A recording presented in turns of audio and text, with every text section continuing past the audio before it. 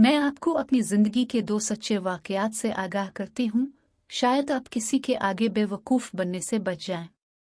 गदागरी एक काबिल मजम्मत पेशा है जिसकी मुमानत की गई है।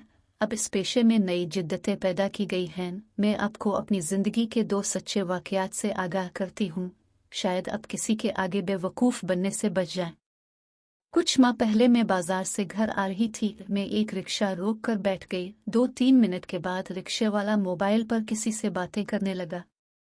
इसकी बातें मुझे वाज़े सुनाई दे रही थीं। वो कह रहा था, यार मैं बहुत सख्त परेशान हूँ।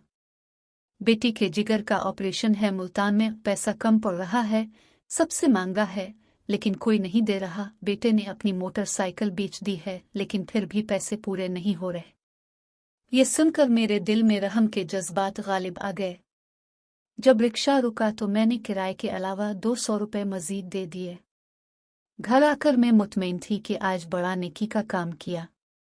इस वाक़ये के तकरीबन 2.5 माह बाद की बात है कि इत्तेफाकना फिर वही रिक्शे वाला मुझे नजर आया। इस बार भी मैं बाजार से घर आ रही थी। मैं इसी रिक्शे में बैठ गई। मैंने इसे पहचान लिया था, लेकिन वो मुझे नहीं पहचान सका।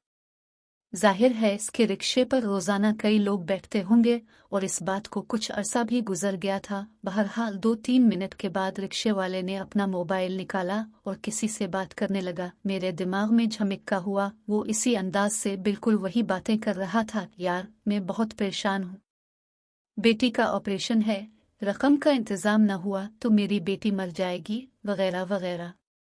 मैं फौरन समझ गई कि यह आदमी धोखेबाज है। दिल तो चाहा कि यहीं पर उसकी बेइज्जती करूं, लेकिन तमाशा बनने के ख्याल से चुप हो गई। मैंने फौरन इसे रिक्शा रोकने का कहा और उसे मुनासिब किराया देकर दूसरे रिक्शे में घर चली गई। एक और वाकया सुनिए। बकर ईद के मौके पर जब हमारा बकरा ज़ब्ह हो गया तो उम्मी ने सारा गोश्त एक बड़े थाल में रखवा दिया। जो मानने वाले आते उम्मी उनको थाल से गोश्त अलिफाटे कर दे देती। मैं भी उम्मी की मदद कर रही थी। बकर ईद ऐसा मौका होता है कि किसी सवाली को ठुकराना बारा लगता है। कोशिश यही होती है कि ज़्यादा से ज़्यादा गुरबा और मुस्तहिक लोगों तक गोश्त पहुँचे। दरवाजे पर दस्तक हुई। एक औरत सफ़ेद सादा बुर्का में आई। गोश्त मांगा। मैंने उम्मी के हाथ से लेकर उसे दे दिया। तकरीबन 2 घंटे बाद कुछ फ़कीर औरतें इकट्ठी आ गईं और गोश्त मांगा। एक औरत की आवाज़ कुछ जानी पहचानी लग रही थी। मैंने कहा, तुम तो अभी गोश्त लेकर गई थी। बहरहाल कुछ बहस के बाद हमने इसे दोबारा गोश्त दे दिया। इस तरह वो औरत कुछ देर बाद काले बुर्का में आके फिर गोश्त ले गई और ऐसे जाहिर किया जैसे पहली दफ़ा आई हो। गोश्त तो था ही उन लोगों के लिए, लेकिन एक ही घर से कई बार गोश्त ले जाना दुरुस्त नहीं लगता। ये इज़ाफ़ी गोश्त किसी और ज़रूरतमंद के काम आ जाता है। सदका, खैरात और माल खर्च करने से इनकार नहीं, लेकिन अगर कोशिश करके ये इत्मीनान कर लिया जाए कि सवाली वाकई ज़रूरतमंद है या नहीं, उसकी मदद करने से खुशी भी होगी और सवाब भी मिलेगा।